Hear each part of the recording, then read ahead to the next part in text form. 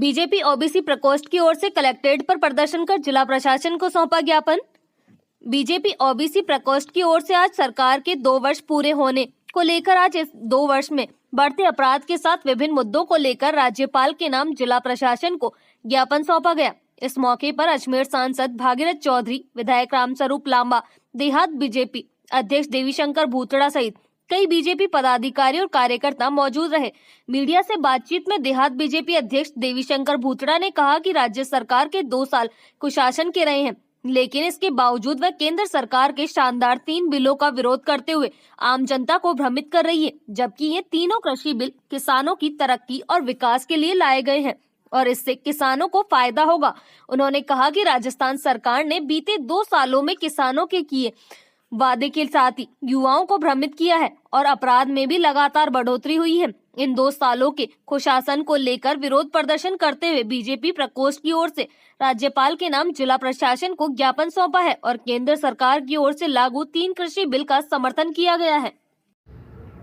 2 साल प्रदेश सरकार जो जन विरोधी सरकार है, बिल्कुल फेलियर है, जिन्होंने कुछ भी नहीं किया, झूठे वादे करके, और ये जो सरकार 2 साल इन्होंने निकाले हैं, निकम्मी सरकार है, झूठे वादे करके जो आई है।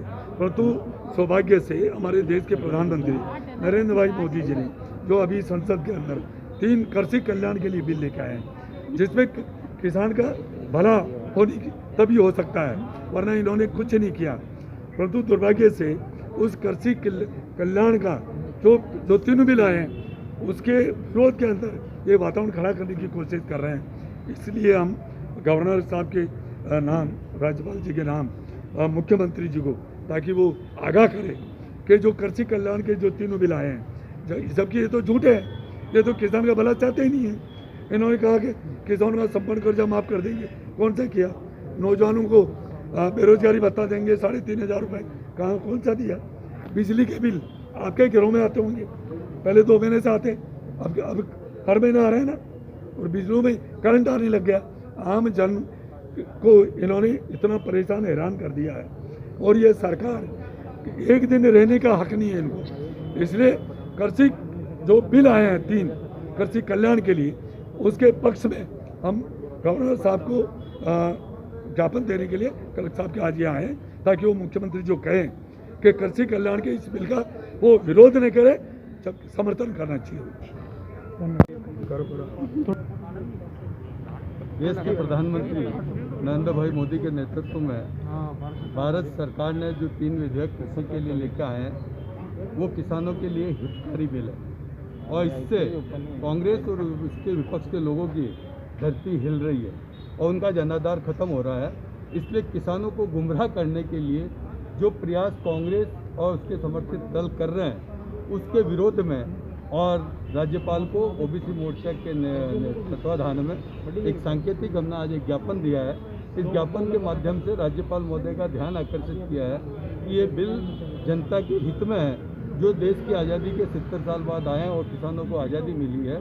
तो इन बिलों को लेकर के कुछ लोग जो भ्रम फैला रहे हैं, वो गलत है, और इसके वो संज्ञान में ले।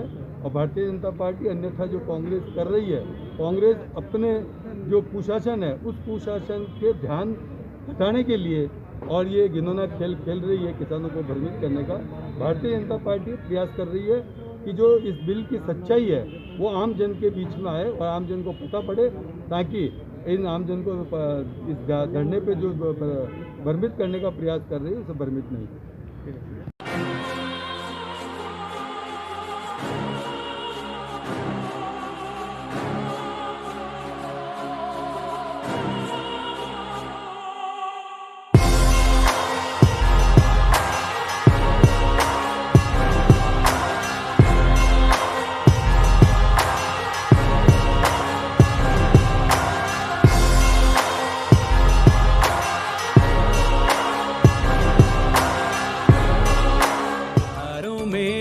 खुशियाँ मनाएंगे, अपने घर नई होंडा लाएंगे, क्या सर्वोत्तम सेल्स और सर्विस भी पाएंगे, 30 साल का भरोसा जो अपनाएंगे, अजमेर ऑटो ले आए हैं अजमेर होंडा, जहां है होंडा टू व्हीलर की कंप्लीट रेंज और साथ में वही विश्वास, वही भरोसा जिसे आप जानते और पहचानते हैं 30 सालों से।